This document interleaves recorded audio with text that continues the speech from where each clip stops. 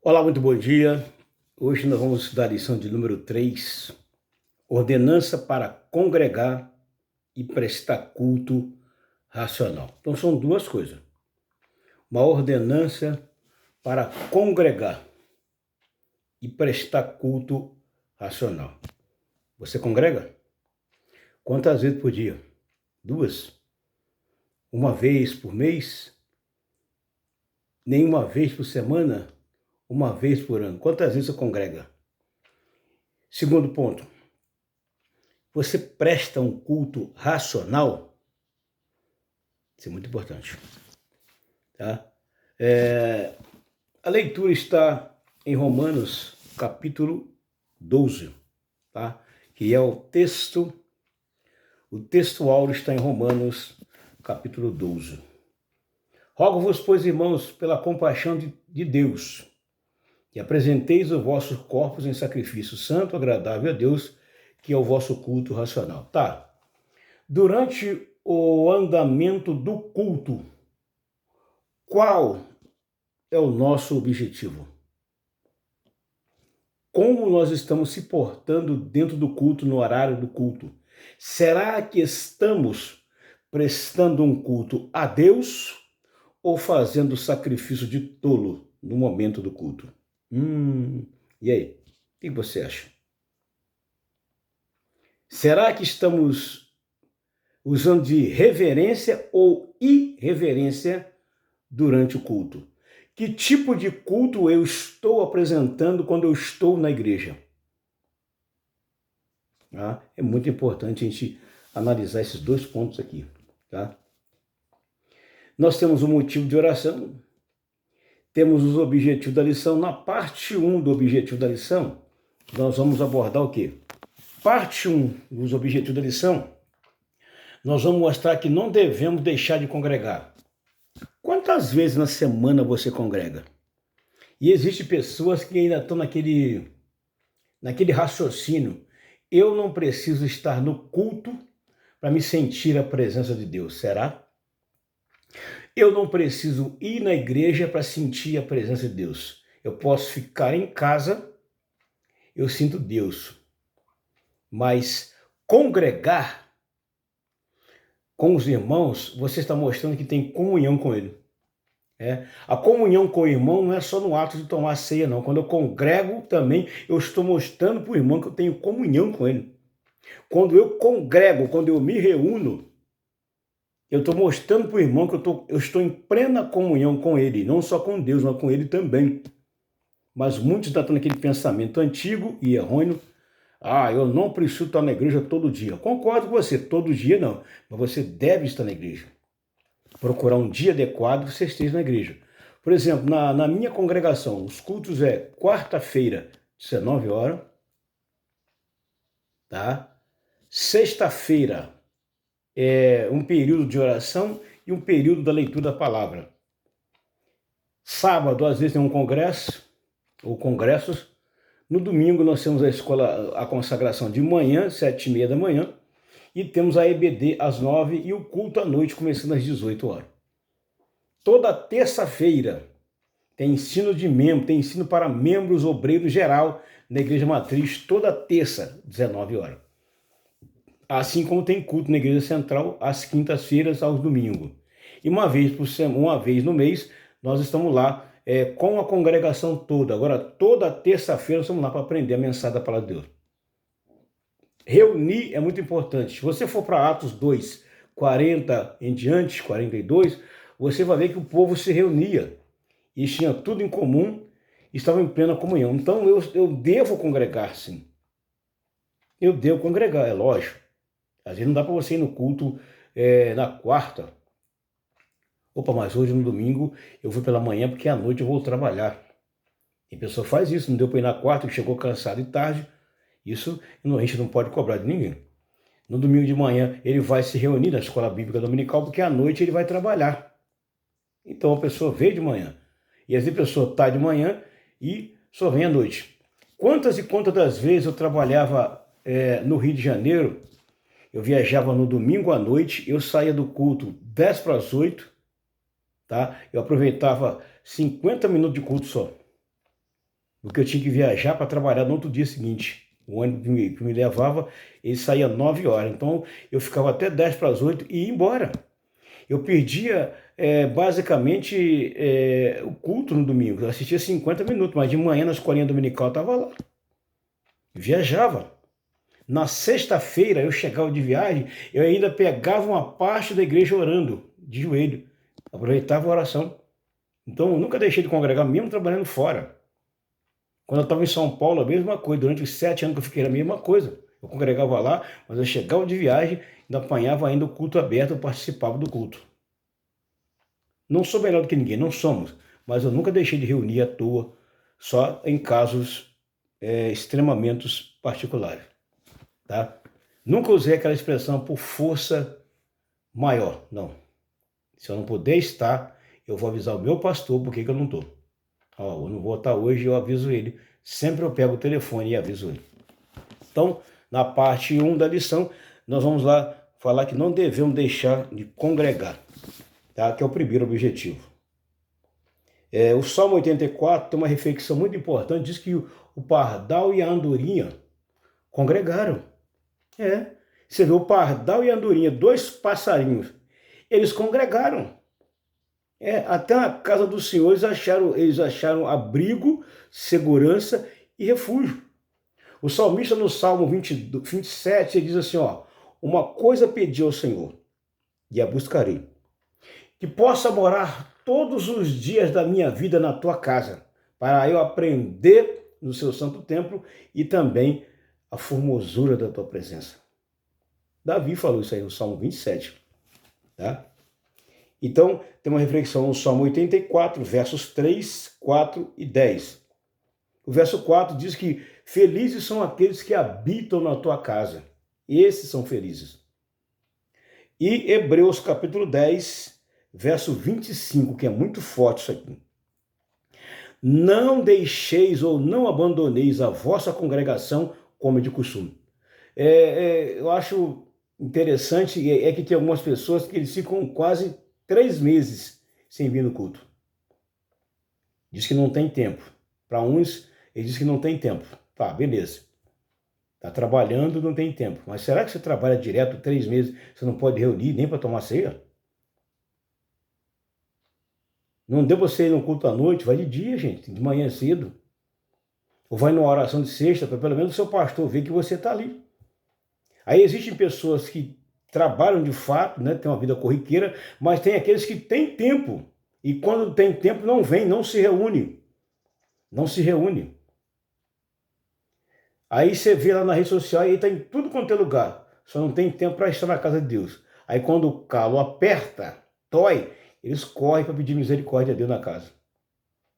E tem aquelas pessoas que vão visitar outras igrejas e não dão satisfação ao pastor. Não está nem aí. Isso é desobediência. Mas graças a Deus que eu tenho lidado com um grupo de pessoas que sempre avisam ao pastor, hoje eu não vou estar, porque eu vou estar nesse e nesse lugar. Posso? Pode. A pessoa avisou? Avisou. Então louvo a Deus pela vida das pessoas que saem, mas avisam onde estão. Mas tem aqueles que não dão satisfação, porque acham que não deve dar satisfação ao pastor. Quando você não dá satisfação ao seu pastor e abandona a sua congregação e vai capinar a roça dos outros, você está em desobediência. Você acha que Deus é obrigado a te abençoar na desobediência? Aí, o marido não volta para a igreja, o filho fica desviado nas drogas, não volta, a filha desviada não volta, o lar fica verdadeira tragédia. Porque vocês têm desobediência. E tem pessoas que acham que está certo. Não, eu tenho razão. Para que eu vou avisar o pastor? Não, eu sou livre. Você é livre. Mas quando você não dá obediência, filho, Deus não te abençoa. Aí está o segredo. Obediência sempre. Tá? Não deixando a nossa congregação como é costume de alguns. Antes admoestando-os ou ensinando eles, e tanto mais quanto vedes que vai se aproximando aquele dia. Tem pessoa que parece um turista, tem um crente turista. Ele só aparece na igreja uma vez no ano. Nunca tem tempo para vir nos cultos. Mas você vê ele todo dia. no Facebook, no Twitter, no Instagram, no Zap, tudo quanto é lugar. Você encontra ele em tudo quanto é lugar. Para se reunir, não vem. Não vem na oração, não vem na consagração. É um crente completamente desinformado. Quando tem uma mudança, uma alteração na obra, mas eu não sabia, ninguém me falou. Mas eu tenho que pegar o Zap e mandar para você te dizendo que mudou algumas coisas? Se você é líder de departamento, é obreiro, não vem. Não vem. Eu tenho que ficar mandando mensagem para você que mudou? Não, você tem a obrigação de acompanhar a rotina da igreja, acompanhar a programação da igreja, para ver o que falou. Mas, infelizmente, enquanto tiver pessoas que estão ali, ô irmão não teve no culto esses dias todos, aconteceu isso, mudou o obreiro, mudou o líder de departamento. Enquanto existir pessoas que vão passando informação para os outros, algumas pessoas nunca vão congregar. Ou vai vir uma vez por ano. É um crente turista. É um crente viajante. Infelizmente é verdade isso aí. Né? Então tá aqui. Eu praticamente já falei tudo do tópico 1.1. Do tópico 1. Não deixando de congregar. As palavras hebraicas Gaal significa assembleia e Ada, congregação. Tá vendo aqui?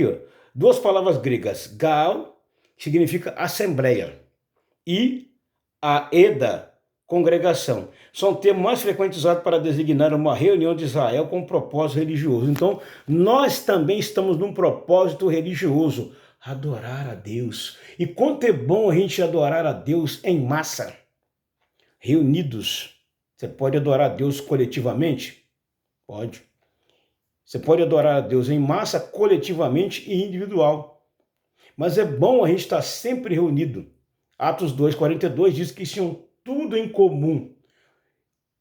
No partir do pão, nas orações, em tudo o povo estava junto. Gente, estar em comunhão, não somente com Deus, mas com os irmãos também. Infelizmente, tem algumas pessoas que precisam mudar essa cultura. Aí Paulo, no capítulo 12 de Romanos, ele vai falar, ele está pedindo, pelo amor de Deus, irmão, muda o raciocínio de vocês. Muda, irmãos, o modo de vocês pensar. Tem pessoas que têm que mudar a atitude dele e o modo de pensar. Ainda estão lá atrás, naquela velha cultura. E outra, seguindo a cabeça de algumas pessoas.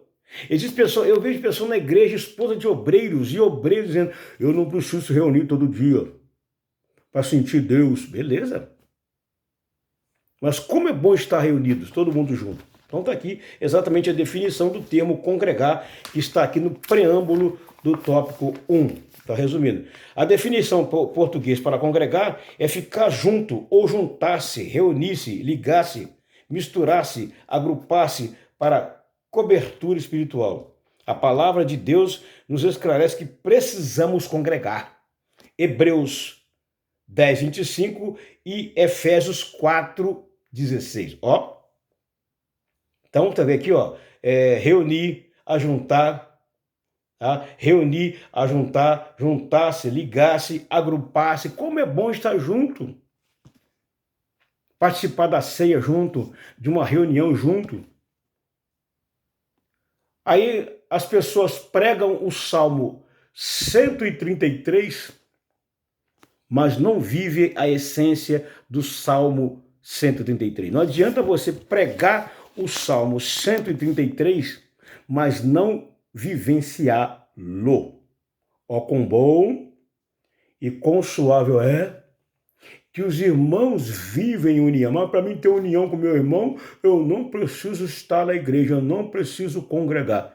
Se você não precisa congregar, você aceitou Jesus para quê? Passou pela instrução do novo convertido e se batizou para quê? Se você acha que não precisa estar na igreja, não precisa de culto. E tem uns que fazem culto em casa, é lógico, é bom, ajuda, mas é necessário você estar sempre na igreja também.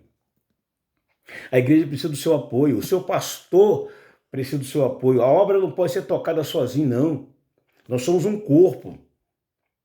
Somos um corpo, somos o corpo de Cristo, precisamos um dos outros. Coloca na cabeça isso, nós precisamos um do outro, tá? O que significa igreja e sua missão? Igreja, gente, somos nós. Mas nós temos um local onde nós vamos se reunir. Igreja somos nós, mas nós somos um local de reunião e nós temos uma missão. E às vezes falhamos nessa missão por falta de negligência. Por falta de negligência. Como é que a obra vai ser, o evangelho vai ser propagado se você diz que não precisa estar na igreja? Quem vai pregar? O pastor sozinho? Não. A igreja é sua missão. Igreja significa a união de todos aqueles que foram escolhidos e chamados por Deus, tá? Os quais, pela ação do Espírito Santo, creem que Jesus Cristo é o único Filho de Deus e que foi enviado a este mundo para redimir os seus pecados. E por isso é que a igreja é definida como sendo o corpo de Cristo. O corpo. A mão faz parte do corpo? Sim. O braço, o antebraço, faz parte do corpo? Sim. A boca, os olhos, o nariz, os ouvidos fazem parte do corpo? Sim. A cabeça faz parte do corpo? Sim. Os pés faz parte do corpo? Sim. Paulo vai falar sobre isso lá no livro de Coríntios, sobre a unidade do corpo. A boca não pode dizer para o olho, não preciso de você. A mão esquerda não pode dizer para a direita, não necessito de você, eu faço sozinho. Faz nada. Faz nada. Você vai pegar um peso, você precisa da outra mão para auxiliar. A perna, a mesma coisa. Você vai subir em algum degrau, alguém vai subir manco com a perna só? Não, filho, você tem a outra perna exatamente para isso. Um apoiar, um precisa do outro. Sozinho, nós não podemos fazer nada, precisamos estar em união. É exatamente o tópico 1.1 que eu estou reunindo. A palavra igreja, traduzir em latim, eclésia, que por sua vez vem do grego eclésia, que basicamente significa assembleia pública, ou algo como reunião dos que foram chamados. A igreja, a palavra eclésia é chamada de dentro para fora. Tá? 1.2, ele vai falar da felicidade daqueles que habitam dentro da tua casa. Mas eu não sou feliz congregando só em casa, não. Você é, filho, mas na igreja parece que é diferente, né?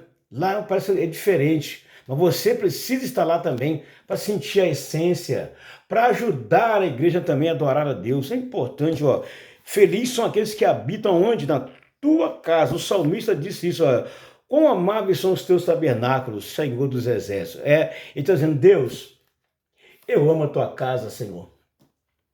Eu amo, Senhor, a tua casa. Senhor, quão amável, Senhor, é a tua casa. Como é que eu amo a tua casa?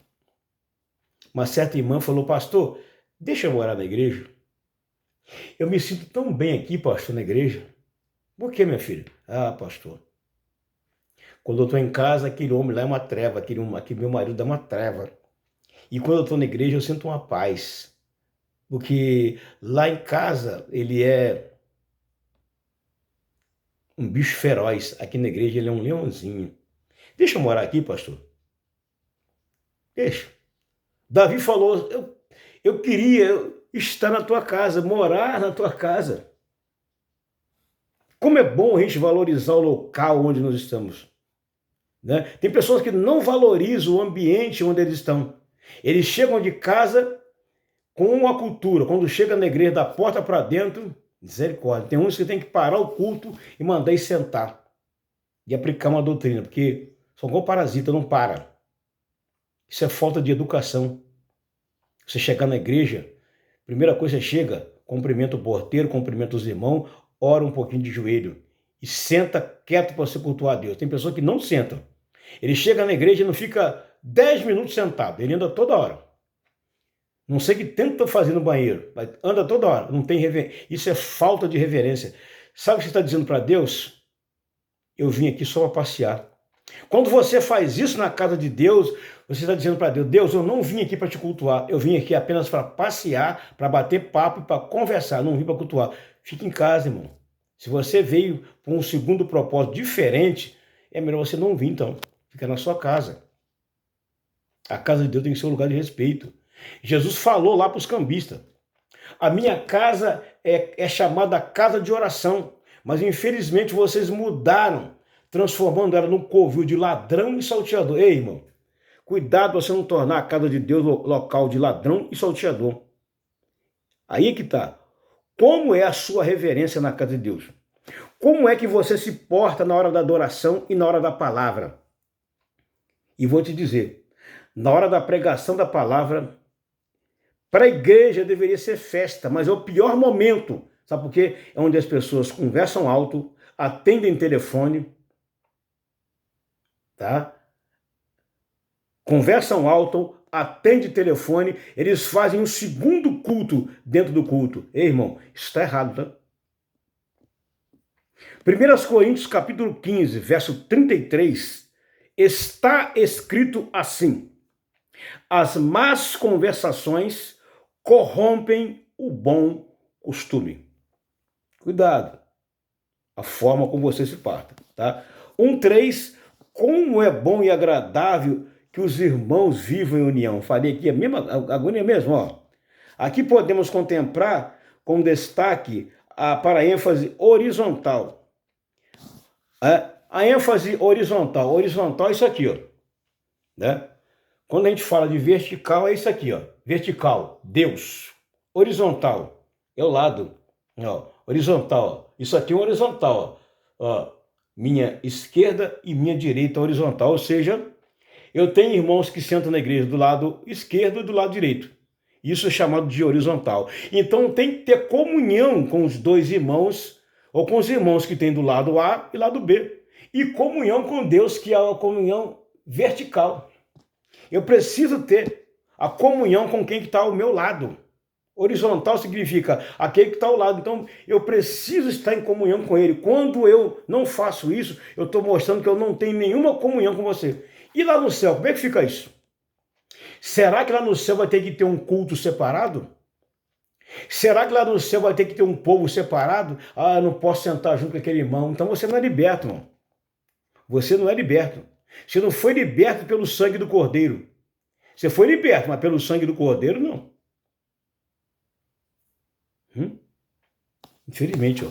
Aqui está a palavra horizontal. A amizade e união com nossos semelhantes que servem como o mesmo Senhor. Alguns se contentam em assistir o culto pela televisão, outros pela rede social, ou então são participantes do culto, mas espectadores apenas.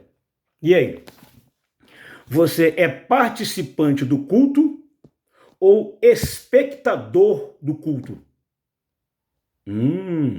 Você é participante do culto ou espectador do culto? Tem muita gente que não vai na igreja. Ele assiste tudo quanto é pregação pela rede social. Fica meses sem ir na igreja, só se alimentando com mensagem da rede social. Aí quando chega no culto, uma vez por mês, uma vez por semana, uma vez por ano, ele está com a cabeça toda bitolada, mudada. Por quê? Acompanhou muitas coisas, mas ele nunca lê a Bíblia. É mesmo, fala a Deus. É mesmo, fala papai. Está com a cabeça bitolada, porque acompanha muitas mensagens pela rede social, mas ele não vai no culto se reunir. Quando ele chega na igreja, é como se chegasse um estranho.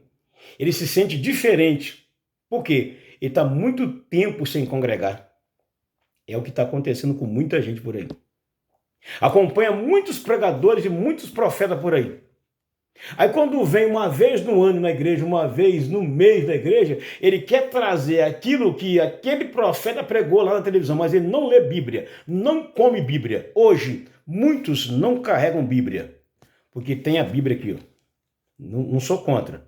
Mas se você tem a Bíblia aqui no celular, filho, leve a sua Bíblia também, é importante. Hoje o negócio é pronto, ninguém quer pagar preço. Essa é a grande verdade. Tá?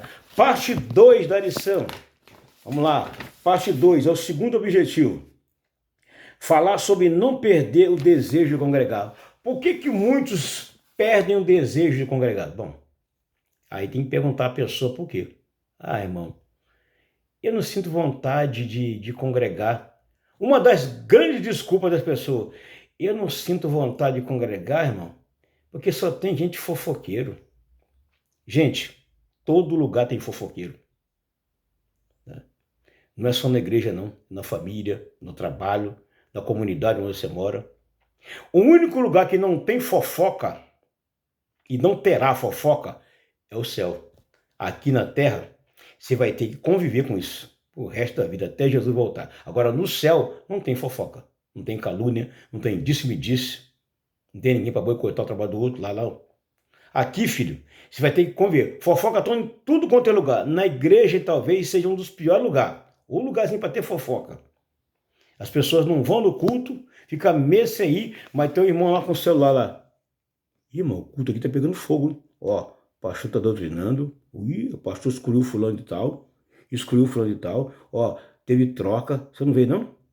A pessoa passa rápido. Aí quem está em casa fala assim, bom, eu não preciso ir na igreja porque eu já tenho todas as informações. Quando a pessoa chega para você na rua, ô pastor, aconteceu alguma mudança na igreja, irmã? Por quê? Não, eu fiquei sabendo. Ou então ele quer mais detalhado que a gente fala. Aí, o que acontece? Eu não dou informação, irmã. Quer saber o que aconteceu? Vá no culto.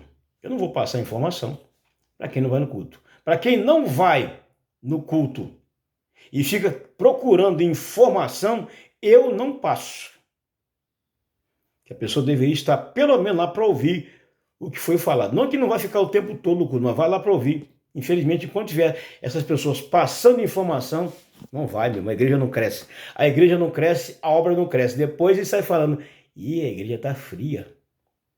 Não é a igreja que é fria, é você que está fraco espiritualmente ou tem a língua muito grande. Fofoqueiro, caluniador, dissimulador, espalhador de contenda. Está na Bíblia? Tá. Jesus vai tratar com essas pessoas? Vai. Então toma posição e se conserta agora, antes que seja tarde demais. Não perdendo desejo de congregar. Estou resumindo bem. Então tem vários motivos por que a pessoa perde o desejo de congregar. Uma delas, fofoca, calúnia. A segunda, cansaço físico, devido a uma grande jornada de trabalho. Ou problemas familiares que vão só aumentando. Tem vários outros. Talvez esse seja um dos motivos. O outro motivo que a pessoa deixa de congregar.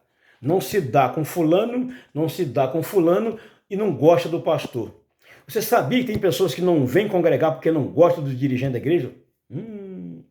Mas tem essa realidade? Pô, tem. Tem pessoas que ele não congrega porque ele não gosta do dirigente. Porque o dirigente é duro, ele aplica o ensinamento e o outro não aplica, o outro é mão aberta, é legal. Aí as pessoas se congregam mais com ele, ficam mais ao lado dele, tem mais intimidade com ele porque ele é mão aberta, deixa fazer tudo, enquanto o outro não deixa.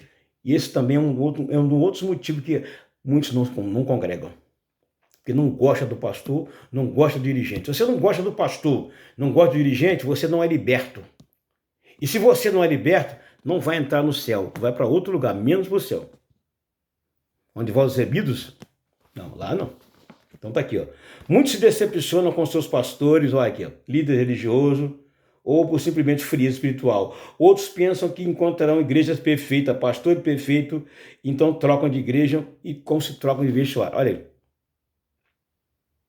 Infelizmente, isso aqui é uma grande verdade, né? Ó, as pessoas estão caçando Jesus. Eu estou na Assembleia de Deus há 42 anos e nunca mudei. Nunca mudei. Estou há 42 anos na Assembleia de Deus. Nunca mudei. Vai mudar um dia? Não. Aqui. Vou achar igreja perfeita? Uma outra pergunta. Existe igreja perfeita? Não tem. Tudo quanto é igreja, se você for, tem fofoca.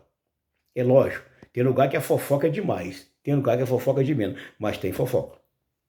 Tem irmão caluniador, irmão falador, irmão trambiqueiro, trapaceiro. Gente, tudo quanto é lugar tem. Então não tem uma igreja no planeta Terra perfeita. Você não vai encontrar.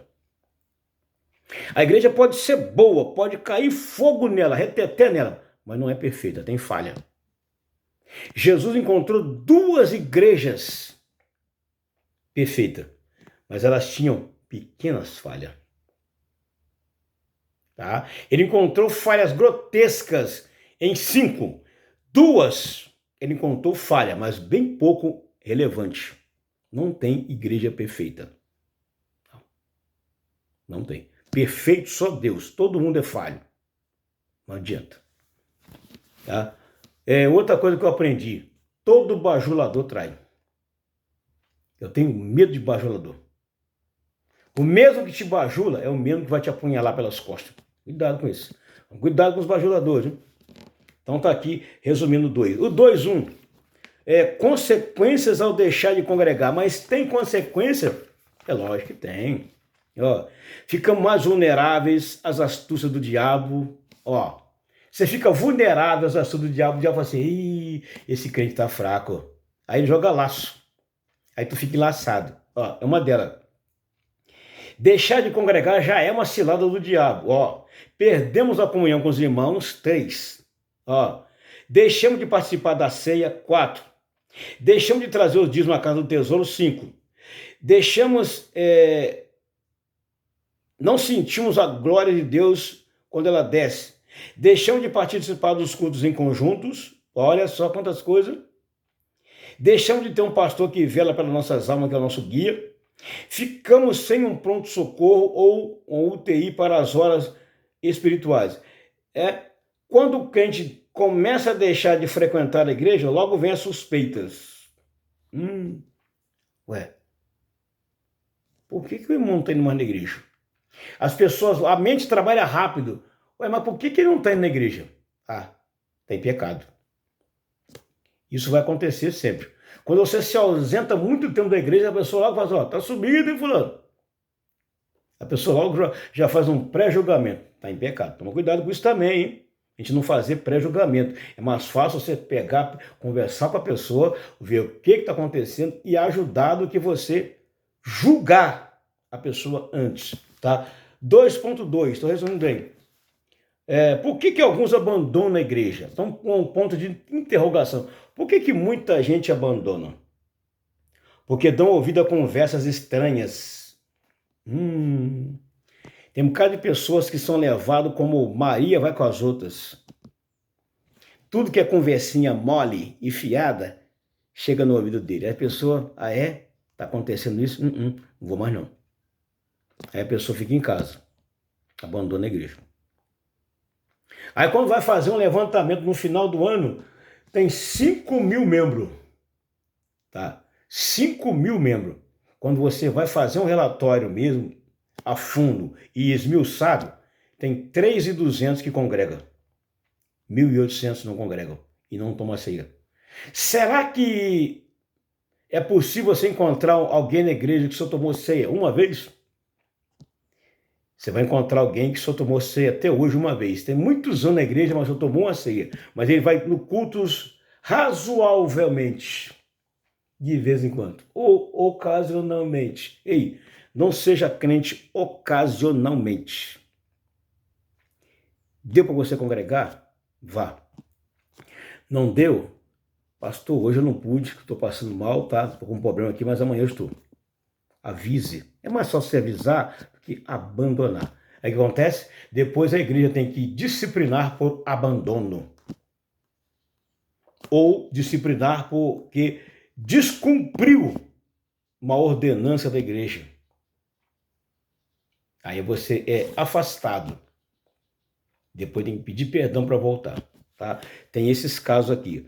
Então, porque muitos... Aqui está, ó.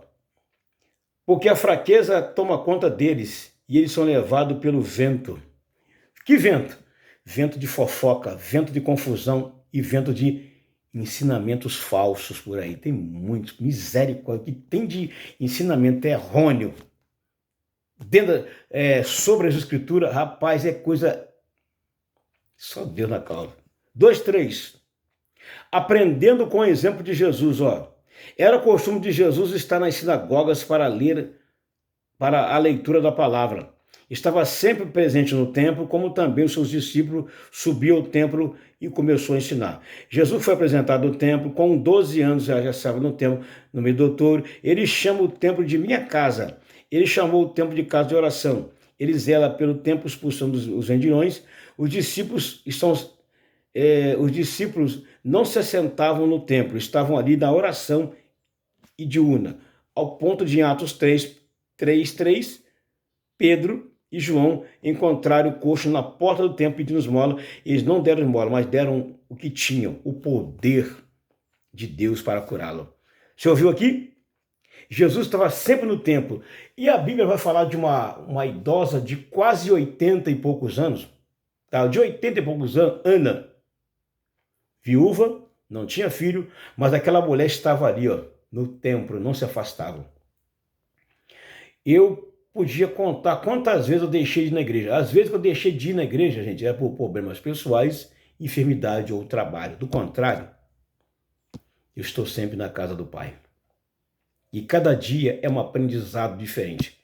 Cada mensagem que eu ouço do meu pastor é um aprendizado diferente. Cada mensagem que eu passo para os meus liderados é uma mensagem que muitas das vezes eles precisam ouvir. Deus está sempre nos usando para trazer uma mensagem de edificação para a vida de alguém. Tá? Esse foi o tópico 2.3, que eu estou resumindo bastante ele aqui. Agora, a parte 3 da lição vai falar sobre o quê? A parte 3, que é exatamente o terceiro objetivo.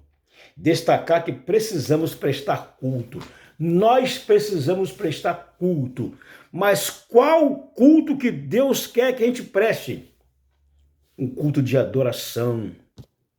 Um culto com reverência. Eu estudei na teologia sobre ética cristã. E dentro da ética cristã tem a forma como o pregador ou o ensinador vai se colocar na tribuna. Tem pessoa que falta pouco dormir na tribuna para pregar. Cospe, chupa chiclete. Gente, tem coisa que faz parte da ética cristã. Infelizmente, a gente tem que ensinar. E quando a gente ensina sobre a postura no culto, tem pessoa que fica de cara feia. Quando o irmão fica de cara feia, porque está ensinando o comportamento dele na igreja, esse irmão não é liberto. Me desculpe. Mas se você faz cara feia quando o seu pastor está ensinando nos cultos, você não é liberto. Pelo sangue do Cordeiro, não. Você precisa ser liberto e transformado. E outra, mudar o seu comportamento, a sua atitude, senão Deus não te abençoa.